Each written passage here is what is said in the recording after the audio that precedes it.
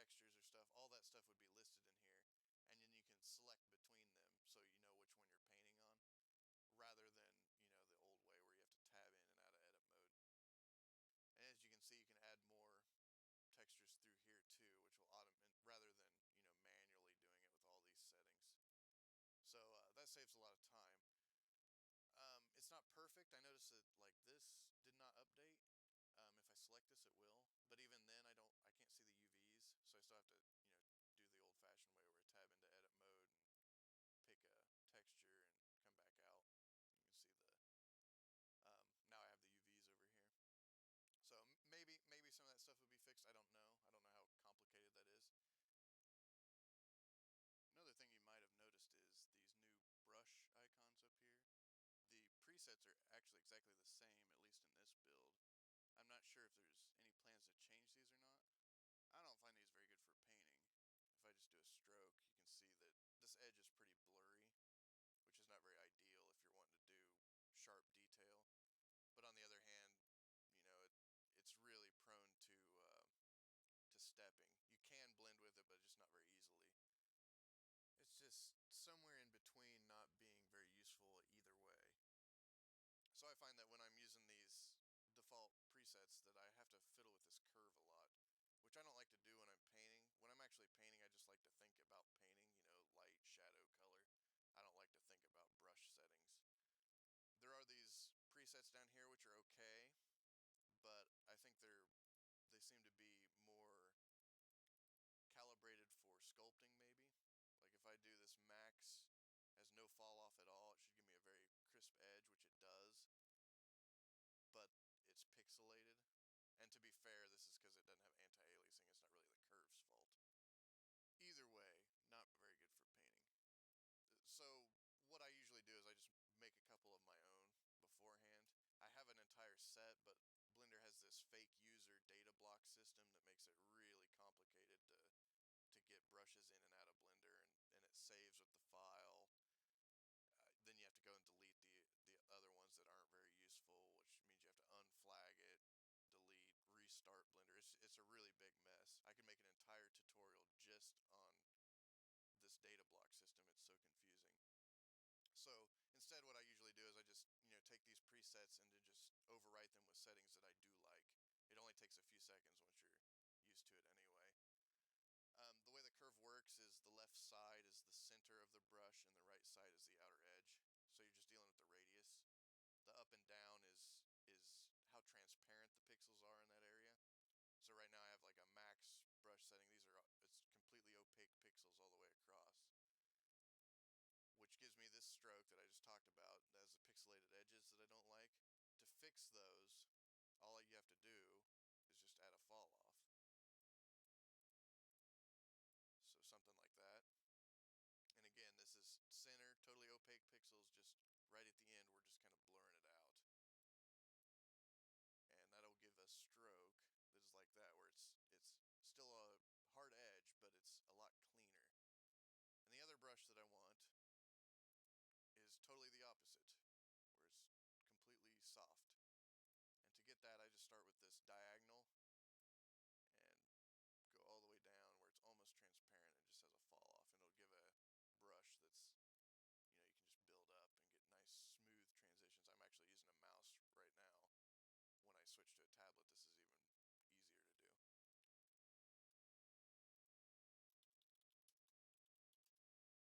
Another thing to be aware of with the presets is that the color picker is actually not a global setting, it's per preset.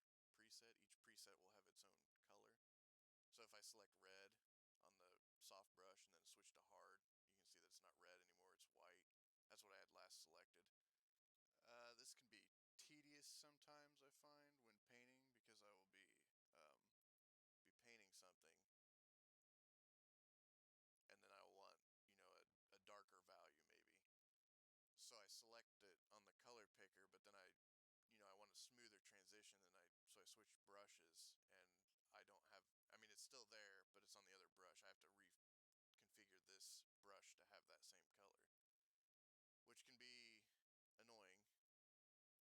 Sometimes you can color pick your way out of it, just color pick a thing and then reselect it, but other times it's just, you just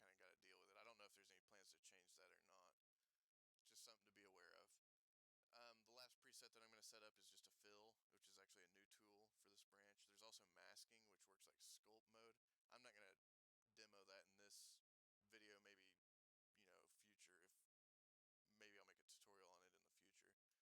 I am going to use fill. It's pretty simple. It's just a flood fill. And I'm going to just use it to set up kind of a base color. Kind of from a blue down to like a purple.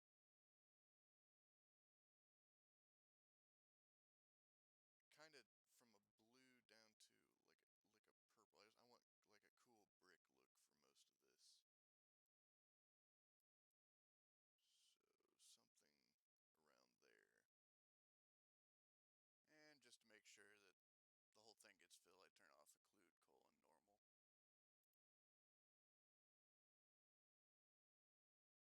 :normal. And to use gradient is easy enough. You just click and drag. And it is based on it's a projection. Notice that it's not getting this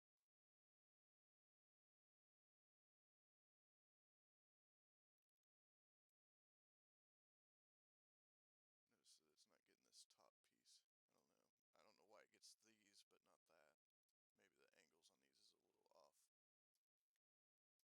Another feature of fill is if you go into paint mode in the UV image editor, there is an additional option for fill threshold. By default it's 0 and it's only going to fill one little pixel. The higher up this goes, the more colors it'll bleed into. So if I just do like a 0.010, it's going to fill in all this black. So like that, it's a fill tool. About every image editor has something like that.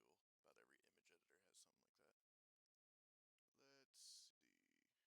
Before I forget, I want to turn these back on. And the other thing I wanted to do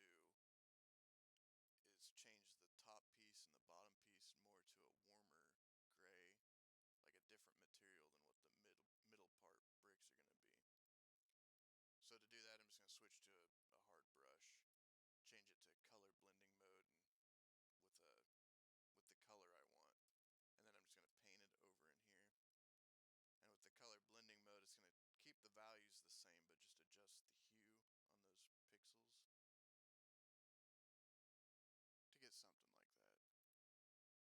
Since these are going to be the same material, I don't want this to get quite that dark. I want a little bit of a fall off, but that almost looks like it would be the material itself is interacting with light a bit different.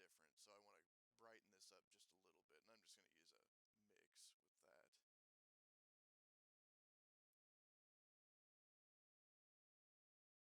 I still want it a little bit darker than the other one for the fall off, but I want them to look like it's the same kind of material, just under a bit different lighting conditions.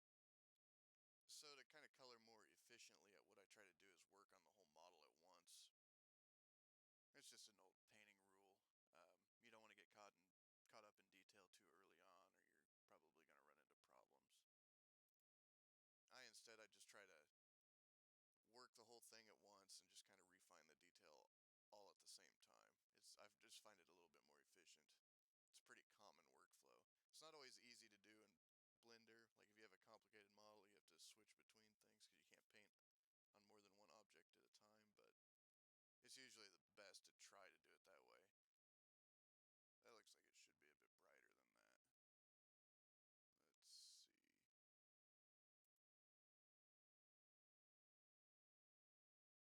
You can see that there's a face pointing almost straight up. If light was coming down, it would catch quite a bit of light. And on the other hand, underneath these, there should be more shadow.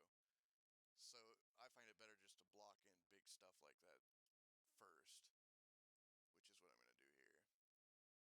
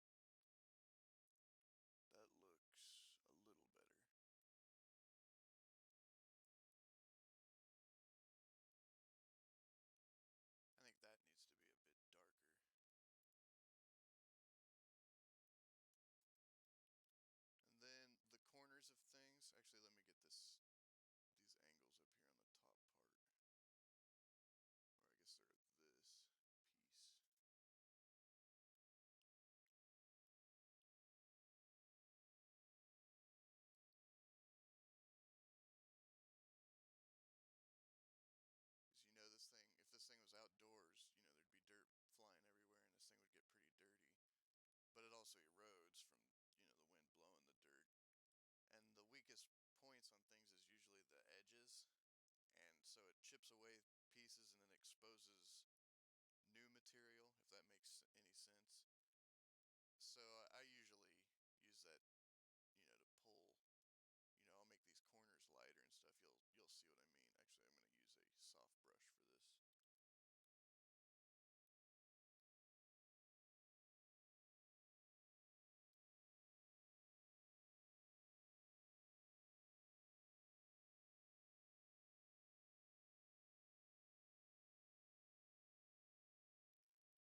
brush for this. So it'll be the edges of that. I think I'm going to do the same thing with the...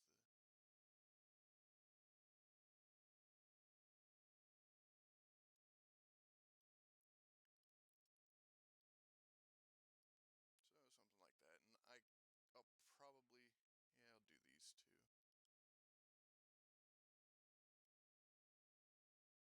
Then I'm going to use a new tool, which is the line. Oh, if it'll let me. The hotkey didn't seem to be working.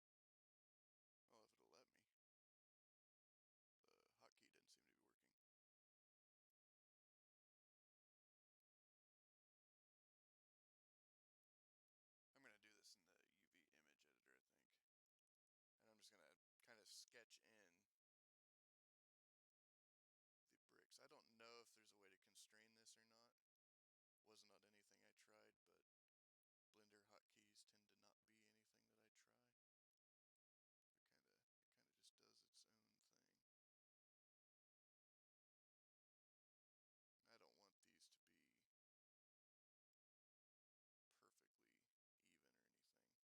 I don't want these to be perfectly even or anything. We'll do a bigger brick right here, just to break the pattern a little bit. That's going to be a problem, isn't it? The way I unwrap this is working against me. I'll just do that.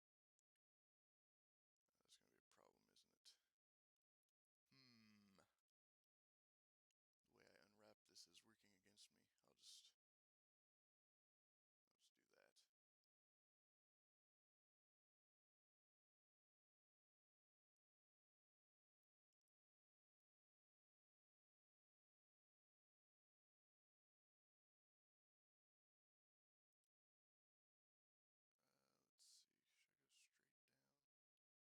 to be perfect here. I think it's okay. And I think I'll split this concrete slab,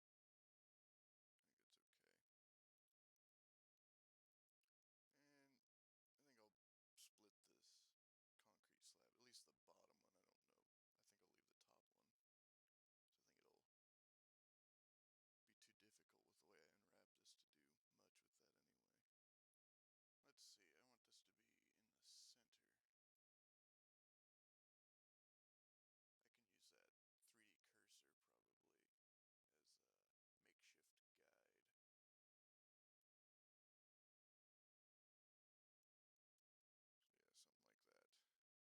I don't know. I think I'll leave the top one. So I think it'll be too difficult with the way I unwrap this to do much with that anyway. Let's see, I want this to be in the center. I can use that 3D cursor probably as a makeshift guide.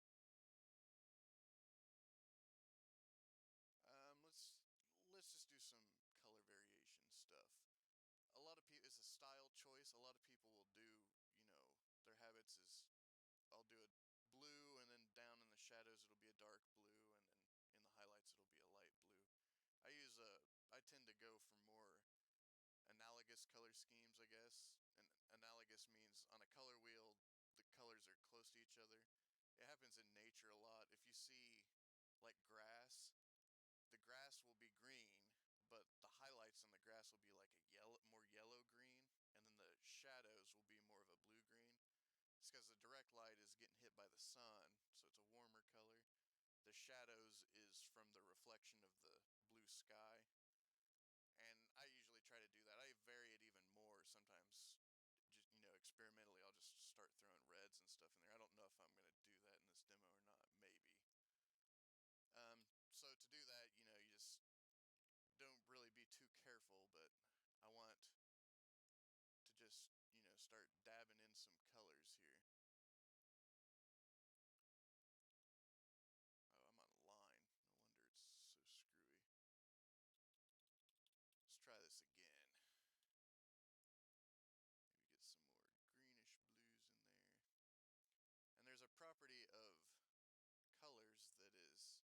it's all relative.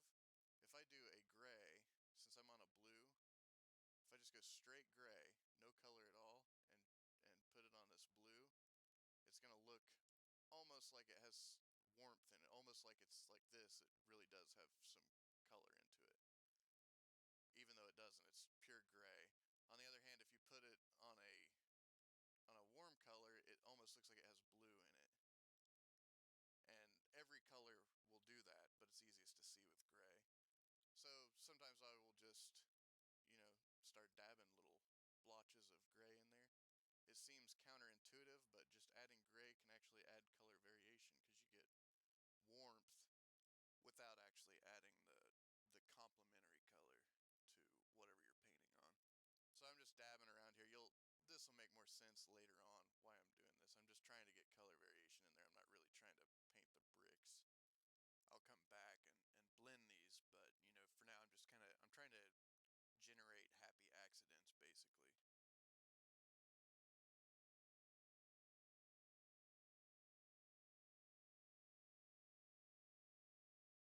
a bit and maybe throw some oranges or something in there. Some reds. Let's do these two because I don't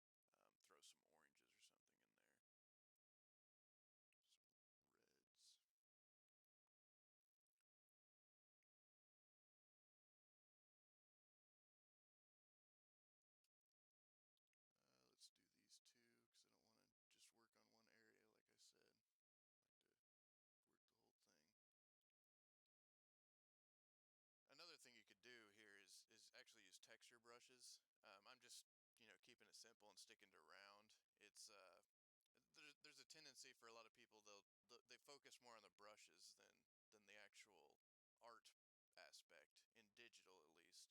Back when I was on gouache, nobody ever asked me what kind of brush I use, but in digital it's always, oh, if I just had his brush I could paint just like him, which it's not really how it works. But having a texture on it can speed things up quite a bit.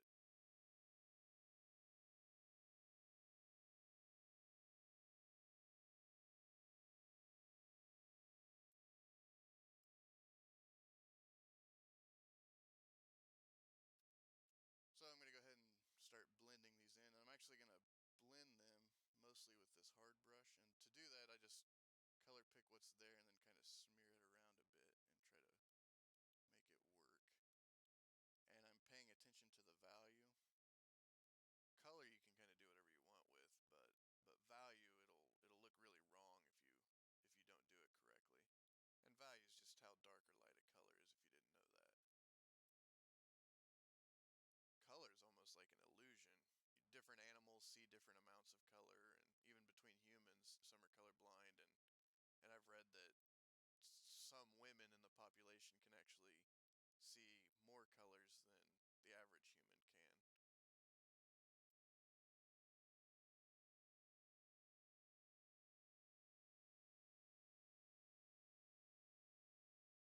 Apologies for these gaps in the commentary. It's kind of hard to draw and talk at the same time. I'm not used to it. Normally, I just throw on a podcast or something and just paint away, but it's actually kind of interesting how difficult this is to do. I paint all the time, so most of the stuff going through my head as I'm doing this is really routine, but needing to actually speak it out loud kind of makes me second guess myself a bit, and I, it, it's difficult. People who do this stuff, props to you because a lot of you guys make it look a lot easier than I think it really is. I'm probably gonna lose a lot of that gradation that I had at the beginning, and that's okay. It was mainly there to give me a starting point. I can always add it back at the end if I want it.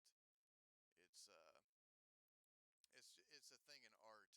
The most daunting thing is a blank sheet of paper, right? So the easiest thing I find is just to get rid of that as quick as you can. It doesn't even really matter how. I could have painted this any color I wanted at the beginning.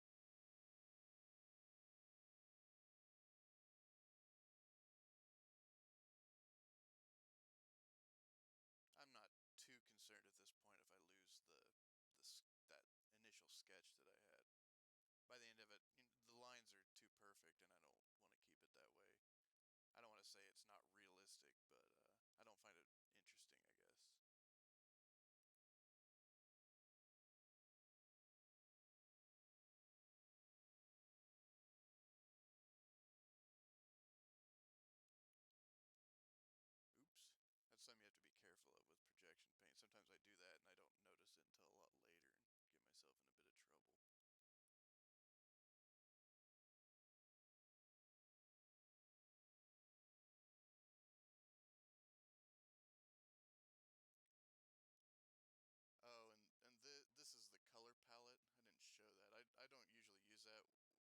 happens is if you hover and have the color picker selected, which is S, and then you click, it'll add the colors to that.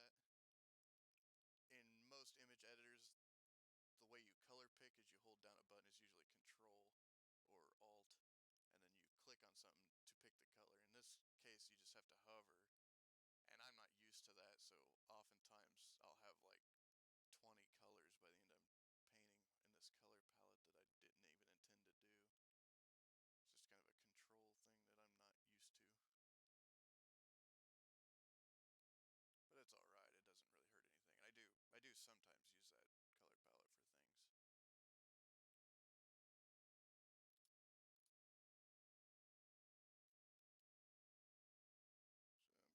So I'm kind of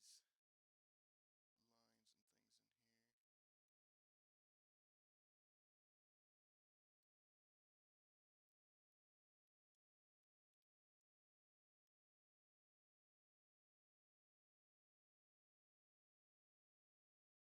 I'm just putting some orange up there. It's gonna, by the end of it, it's gonna make that look like dirt, the way I'm gonna blend it in.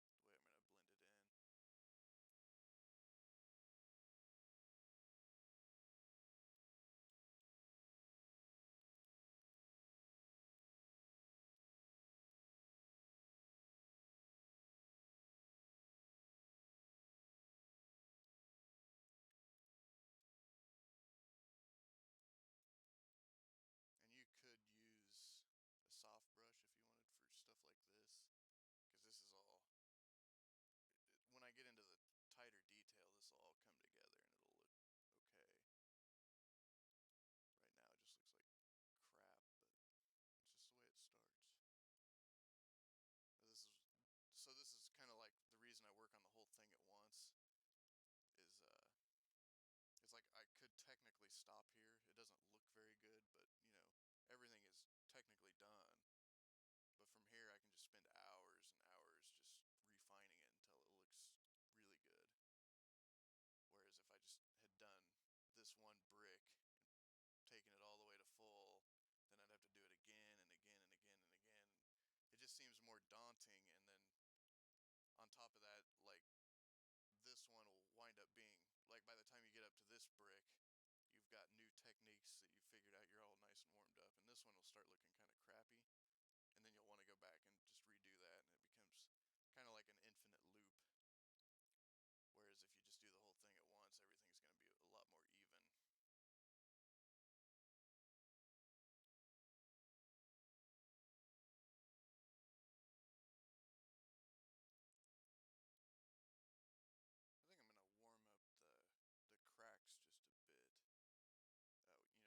know, just put a little bit of orange in there.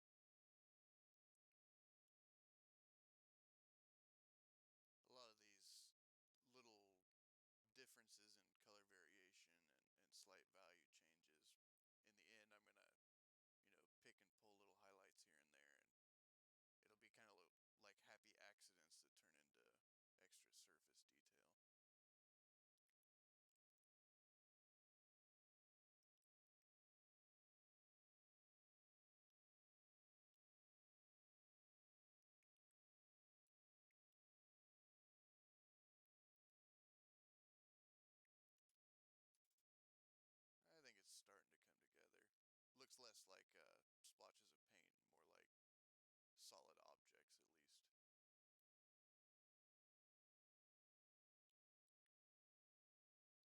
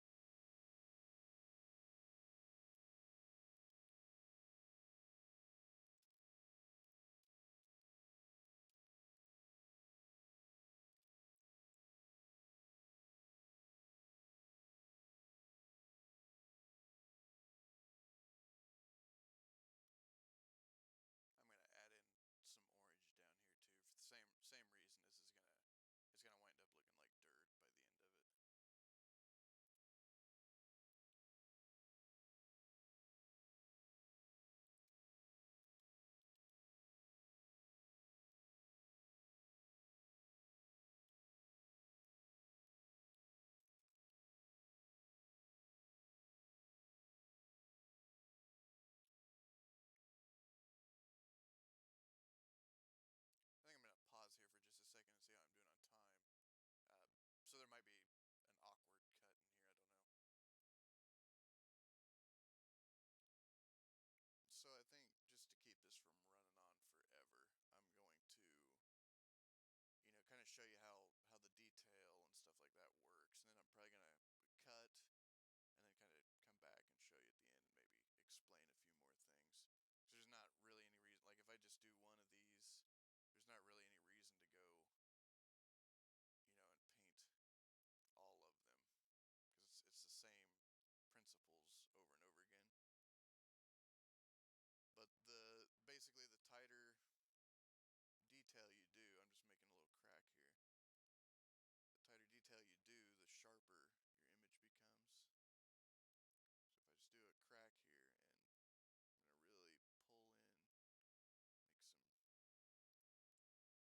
And you can just do it's easy enough, you can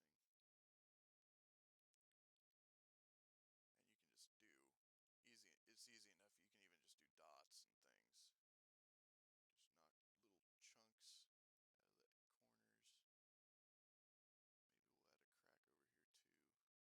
Maybe we'll add a crack over here too. Maybe I'll chisel this whole corner down quite a bit. But you just chisel it off and then throw in some highlights to pull that detail back out, I guess. And another thing you can do, I mean,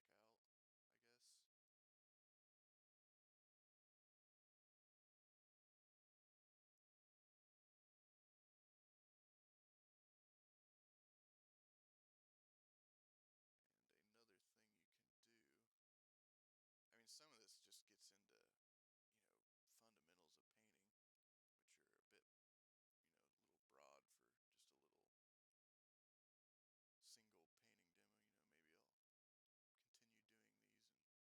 fill in on some of that stuff. But so I want this edge, I really want to pull it out, but it's not a clean edge, it's been eroded, so the lighting on it isn't going to be perfect. Another thing I sometimes do is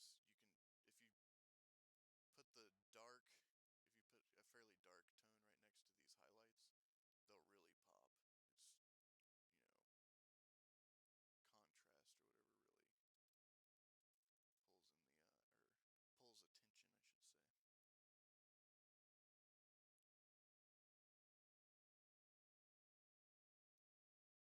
I'm just gonna do basic. I'll do both these bricks, I guess,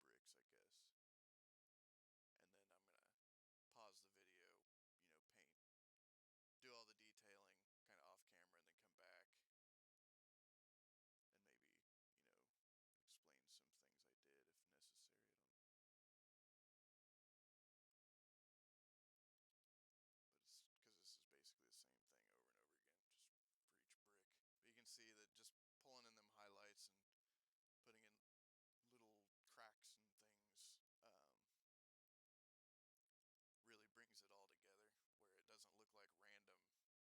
almost like this stuff does. It starts to look like a kind of a polished face, but with a lot of color variation in it.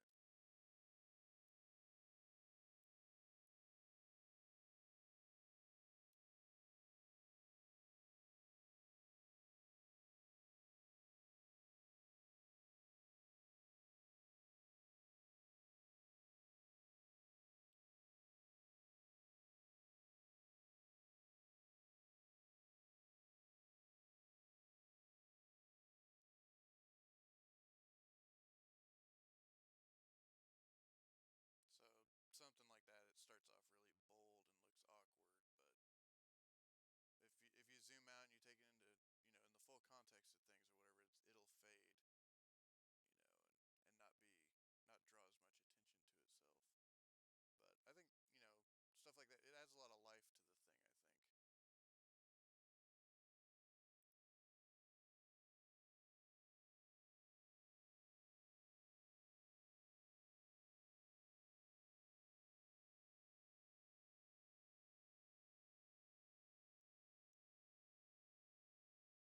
I don't want to go too crazy with the cracks and make this thing look shattered or something where, that just wouldn't work.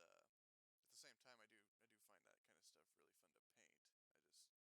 I just have to err on the being a bit conservative if I can.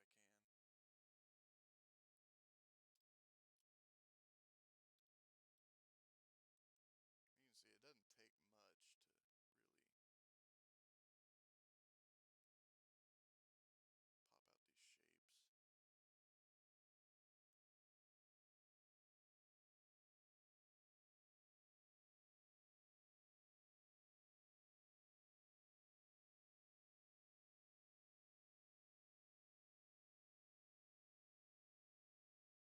I'm keeping it pretty simple in this demo, but the cracks and things on this are an area you can really play with stuff like that. Do overgrowth or just cake in some dirt in there and things like that. Just for time's sake or whatever, I'm just keeping this pretty minimal than how I would normally do it.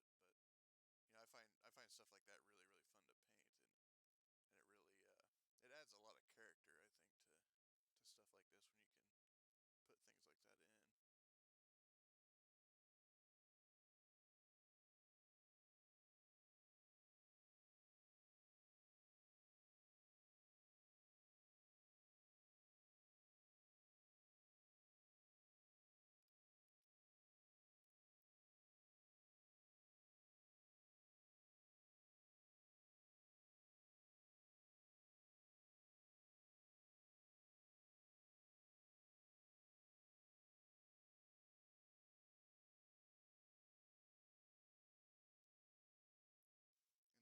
And then also with the brush strokes, just a second here. When you get these, you got all these varied brush strokes and stuff. Let me make a couple just slightly darker. You get some you get some little slightly darker things like that. If you take just a little bit lighter thing, a lighter shade, you just kind of really lightly do that, it'll look like even more detail on the stone, kind of like a chunk flaked off a bit. Let me do some on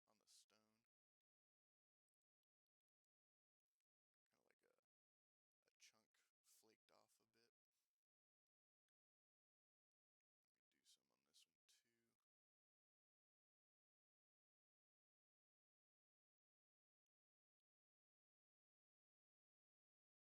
So again, I got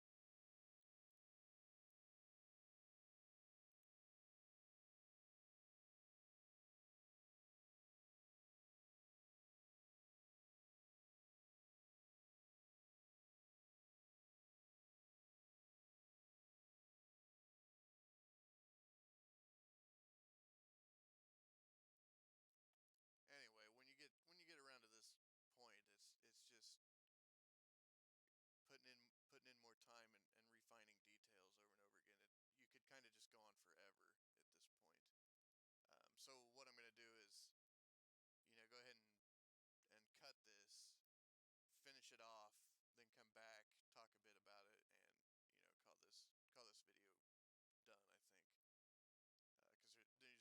just no reason to watch me meticulously detail this thing for another 2 hours or whatever it'll take.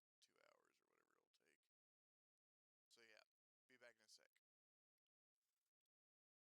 All right. Sorry for cutting so much of this. I know that's gonna bother some people, but I just I don't want this to drag on forever. Hopefully at this point though, there's not too much mystery in how the rest of these were done. It is the same technique I showed, repeated over and over again. I didn't change brushes or anything like that. It's if I zoom in and just analyze this one block, you can see, well, I got some orange color in there. It looks like a little purple, some blue, green, and some gray. And then I just pulled out highlights and, maybe put in a little bit of shadow. Same story for every block. It's, you know, time and, and practice is all you really need if you're not used to painting to get to this point. Another thing I should talk about is when I do like cracks and dirt, I try to ground that kind of stuff in reality a bit, if that makes sense. Like this bottom piece you can see is pretty dirty and worn down and damaged compared to this top piece, which it still has dirt and damage, but just not to the severity of this bottom part. And that's just it's basically because this is lower to the ground. More dirt's going to accumulate down here, be it just blowing around or even rainwater washing on this down the column is going to just accumulate dirt down there at the bottom. And being low to the ground, even a little kid could climb on here and maybe rub their shoes and chip away these corners and things where they're less likely to be up here and damage this as much. I just try to keep that stuff in the back of my mind. It's not anything that anybody notices, but I feel that it gives my worlds a bit more authenticity than they otherwise would have. Even if they're highly stylized, it it works out that way, which most of my stuff tends to be pretty stylized. But yeah, I think the last thing I'm gonna do, I'm gonna add that a bit of that gradient back that I had that I've kind of lost. I'm just gonna use this masking tool. If you've never used this, you just turn it on, and then all it's doing is whatever you have selected in edit mode, whatever faces I should say, is what it's gonna limit you to paint on. Easy enough. And I'm just gonna use that with the fill tool. I was messing with this earlier, and it seems the gradient doesn't work with blend modes. Like normally I would do it like a black to white and just turn on multiply, which will cancel out the white, and then paint it on here, and I'll just get like a darker transition down here to nothing. But blend modes don't seem to be working. So the workaround is I'm just gonna go black to black, but then turn down this alpha on one end. It'll give me the same effect, it's just a different way to do it. Let's see, I need to turn strength all the way down. And I just want this to be pretty subtle. Yeah, that's fine. You can see that, it's not anything that I would want anybody to notice necessarily, but it just kind of indicates that there's a little more light up here than there is down here, and that just kind of gives it a bit more depth. That's all. But yeah, I think that's gonna do it. I'll try to upload this model somewhere in case anybody wants to download it